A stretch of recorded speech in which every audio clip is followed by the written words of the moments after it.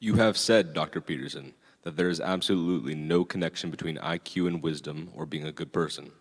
Has there ever been an effort by psychologists to quantitatively measure wisdom? And if so, what is its relation to life success, happiness, etc.? Yeah, no, we can't measure wisdom. All You right. know, the best we can do is measure the big five and IQ, and after that, it gets pretty sketchy from a personality or psychometric perspective. And I mean, my own sense is that, I mean, people get more conscientious and more agreeable and more emotionally stable as they get older, and so that might be part of what constitutes wisdom. We've also been sort of investigating the hypothesis that part of wisdom might be, you know, imagine that you're an introvert, but that you learn the skills of an extrovert, so you sort of expand your toolkit of adaptation, and that you're an unconscientious person, so you know how to relax, but you learn how to discipline yourself. You know, I think you can expand your bag of tricks and then match your behavior more specifically to the situational demands in an appropriate way. And that's something like wisdom, but we're a long way from being able to quantify it. And people have tried, you know, and they've tried to quantify well-being. It's something that Sam Harris really he's an advocate of that approach. I'm extraordinarily skeptical about it. I think the psychometrics are dismal, but we're not wise enough to quantify wisdom. I'm really surprised. I've heard you say this about the lack of relationship between intelligence and wisdom, and I'm not surprised that they aren't the same thing, but I am surprised to hear you say there's no relationship at all. I mean, it seems like at least very low intelligence probably results in the failure of wisdom to emerge. Is that not true in your experience? No, I wouldn't say that. I mean, I've seen some, I could tell you a story. All right, I'll tell you a story. So I had this client years ago, many years ago, who basically presented herself like a street person. She wore pretty dirty clothing, and she was pretty unkempt, and she was unbelievably shy. Like, she couldn't approach a person without going like this, like bowing down literally and going like this. It was like there was a light emanating from the people that she was approaching, and she couldn't bear it. And she had come to this unit on a mental hospital grounds that I was working on, and nobody had actually really listened to her when she came into the unit. And I was assigned to teach her more pro-social behavior because the way that she approached people was, well, obviously quite strange, and so people were reacting to her in a somewhat negative way. But I actually listened to her, and I tried that for a while, but then I listened to her.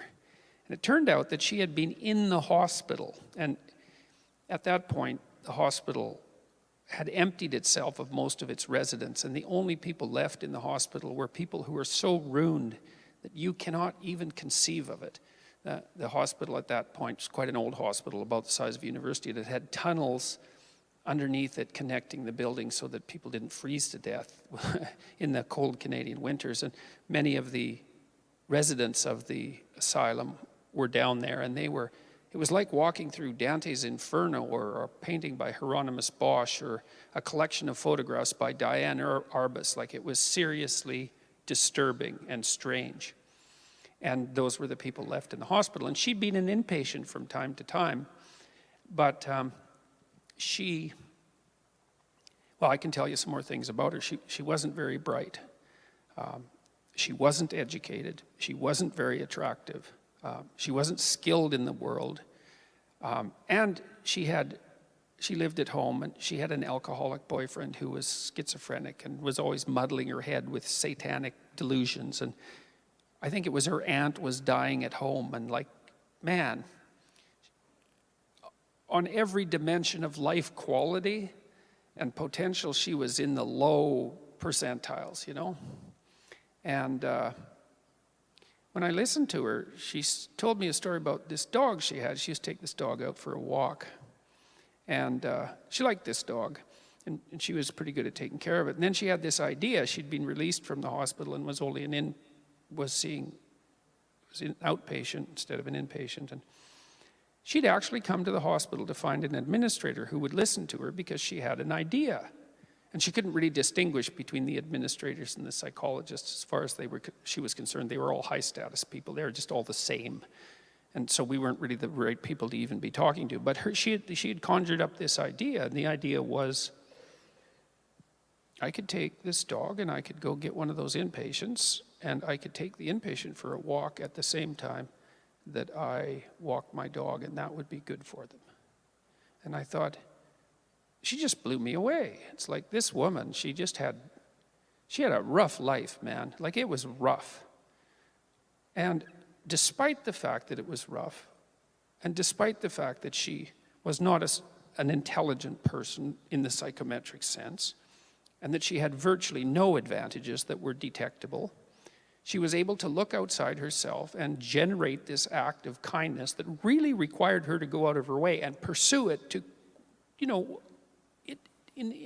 against insuperable odds in some sense, given how unbelievably shy she was. And that was one of the first times that I came to understand that if there was a relationship between intelligence and wisdom, there wasn't much of one. And the other thing I've noticed among my clients is that, among the people that I've dealt with, is that it's very often that intelligence allows you to drive yourself crazy in unbelievably creative and manipulative ways. Like, it's quite common for psychologists to experience phenomena where the intelligent client who's having mental trouble is in much more trouble than the less intelligent client because, well, first, they're arrogant, and second, they can argue like mad for the validity of their pathology, let's say, even though they know perfectly well that it's destroying their life. And so I really do think they're not self-evidently related. So that's been my thought and experience anyway. So.